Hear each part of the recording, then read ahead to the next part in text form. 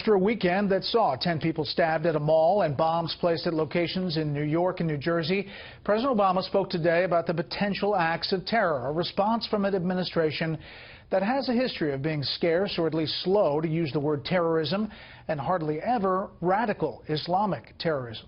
Tonight, correspondent Kevin Corke reports from the White House on the administration's narrative.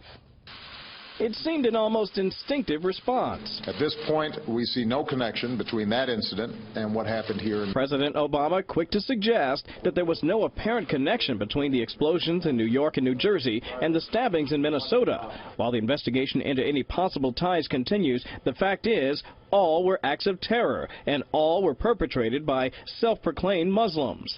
In his first remarks since the weekend's attacks, the president cautioned against drawing conclusions based on what he called limited information. It does not help if false reports or incomplete information is out there. So try to, as much as possible, stick to what our investigators say, because they actually know what they're talking about. However, what is clear is the White House's penchant to suggest that attacks involving self-described Muslim suspects are lone wolf in nature, not part of a broader problem. From the president's description of the underwear bomber, An isolated extremist. to the San Bernardino killers, Lone wolf actors. to the Orlando massacre, Lone wolf attacks. and Chattanooga shootings. And this threat of lone wolves and small cells. Experts believe the White House's unwillingness to tell the hard truth endangers Americans.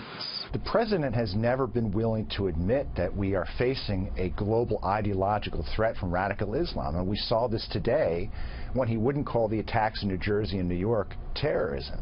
I think that's why this threat has been growing throughout Mr. Obama's presidency. And what ISIL wants to do is they want to project that they are an organization that is representing Islam in a fight and a war against the West and a war against the United States. That is a bankrupt, false narrative. A narrative that nonetheless continues to resonate with terrorists who've shown no hesitance in injuring innocent Americans. Said the Trump campaign's Jason Miller, quote, "When the White House says we are in a narrative fight against ISIS just days after a series of apparent terror attacks on U.S. soil, we should all be very concerned." Miller also added in that statement that it's time for new leadership in the fight against radical Islamic terrorism, a description we've yet to hear from this White House. We also learned tonight, Brett, from New York officials that they have yet to be able to draw a direct connection between Rouhani and any terror cells in the New York area. Brett? Kevin Corke live on the North Lawn. Kevin, thank you.